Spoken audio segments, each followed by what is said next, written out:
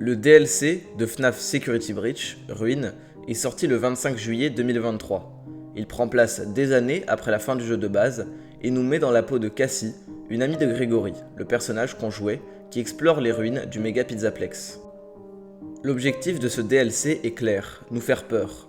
Là où on critiquait le jeu de base pour ne pas être assez effrayant, on peut difficilement dire la même chose de Ruin. Sur ce point, les développeurs ont compris ce qu'il fallait corriger. Mais pour autant, est-ce que Ruin a sauvé Security Breach?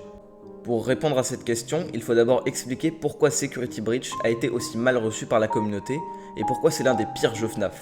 Pas forcément un mauvais jeu en général, mais un mauvais jeu d'horreur. Tout d'abord, comme je l'ai dit précédemment, il n'est pas du tout effrayant.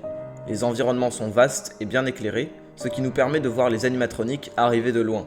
Le jumpscare n'est donc pas une surprise, plutôt une frustration. Et ce n'est pas le seul élément frustrant de ce jeu. Les sauvegardes sont manuelles et des fois pas vraiment mises en évidence, ce qui peut forcer le joueur à recommencer son aventure de très loin s'il a oublié de sauvegarder.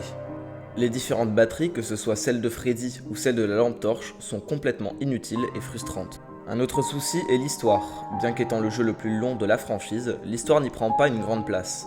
Elle est soit oubliée, soit mal faite, comme avec Burn Trap dans une des fins. Rien n'est respecté. Mais s'il n'y avait que ça, ce serait un jeu anecdotique. Je vais aborder le plus gros souci du jeu, les bugs. Le jeu en était rempli à sa sortie, et encore aujourd'hui on peut en voir énormément.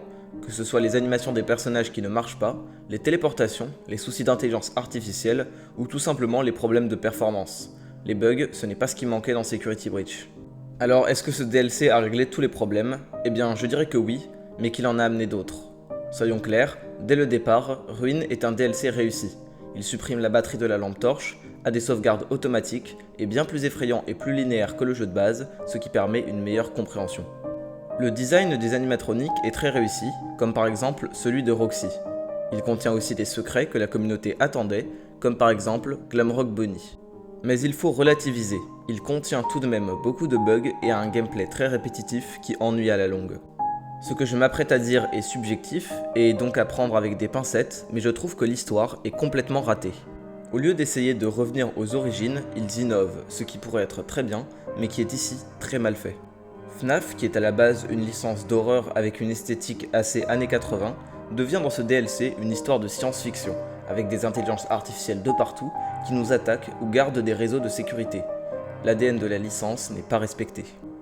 En fait, on dirait qu'on est dans Electrician Simulator. On doit désactiver des nœuds de sécurité et mettre un casque de réalité augmentée, ce qui nous permet de voir différentes choses et de passer au travers de certains objets. Au niveau du gameplay, c'est innovant, mais au niveau de l'histoire, c'est ridicule et ça n'a aucun sens.